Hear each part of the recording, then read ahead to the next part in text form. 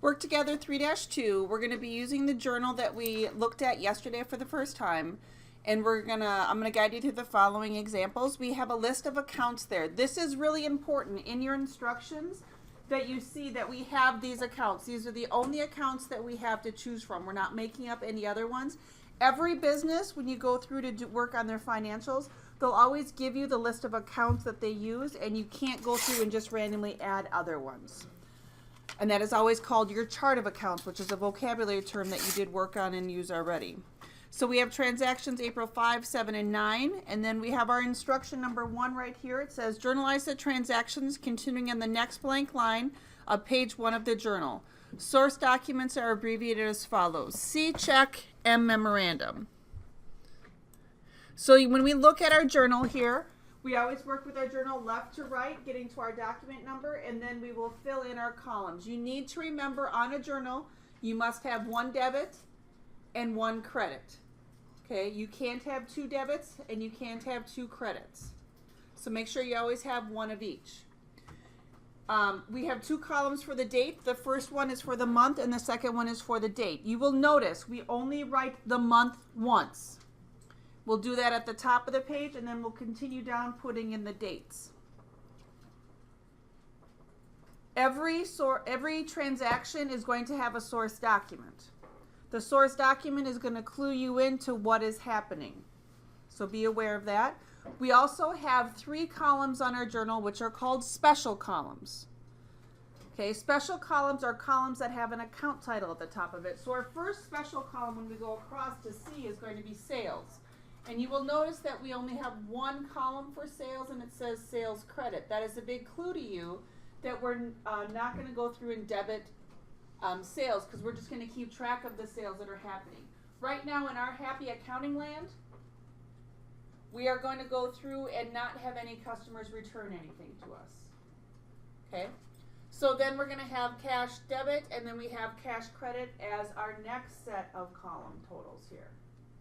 So we're going to go through and know that these columns right here are our special columns. These are our non-special. So when we read our first transaction, April 5th, bought supplies on account from Palm Supply, $500 M1. First thing that I have to do is I have to put the date of the 5th.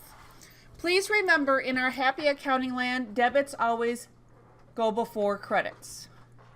Very important. Some of you got nailed on that on the challenge problem for the last chapter. So bought supplies on account from Palm Supply. So what I have to do is I have to look here and I have to determine what 2 accounts are being affected. Justin, what's 1 account that's being affected when I bought supplies on account from Palm Supply? Yes. Okay, so 1 account is going to be supplies. Peyton, what's another one? Accounts payable, Palm Supply. So those are our 2 accounts that we're affecting. So, Justin, is there a special column for supplies? No. Okay. Peyton, is there a special column for accounts payable, Palm Supply? No. No. So this is a transaction that we're recording where we're not going to be using a special column. So what we will end up doing is this transaction will take us 2 lines in our journal to complete.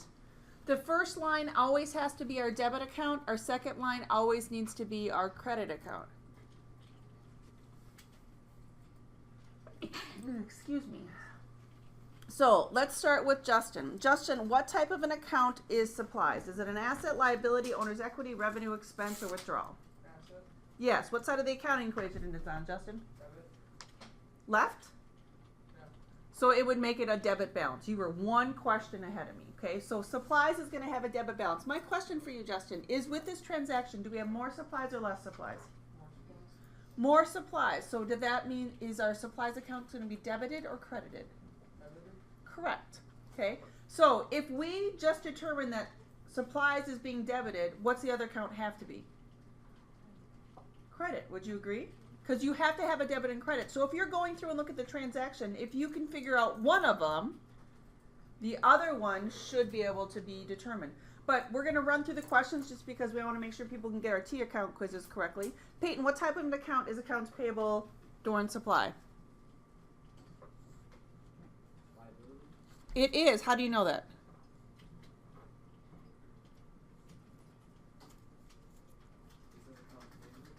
That's it, exactly. If you ever see payable, it should be ding, ding, ding, ding, ding, ding, ding. It's a liability. So, Peyton, what side of the accounting equation is it on, left or right? Right. So normal balance? Right. Correct. Now, this is where students get tricked up a little bit. Do we owe Palm Supply more money or less money because of this transaction? We owe them more because we just bought something from them, so we're going to owe them more money. So accounts payable Palm Supply is going to need to be increased, so we're going to credit that one. So we have the date on there. We have to put our debit account first, which is going to be supplies, which Justin told us before. Source document is M1. M stands for memorandum. And we're going to general debit for $500. Then I'm going to go down to line 4 on my journal. I'm going to do accounts payable, Palm Supply. I do want you to notice when you start typing in accounts payable, they do have it abbreviated, but look they try to trip you up. They will always give you a receivable and a payable there. Make sure you choose the correct one. Does that make sense? So it is accounts payable,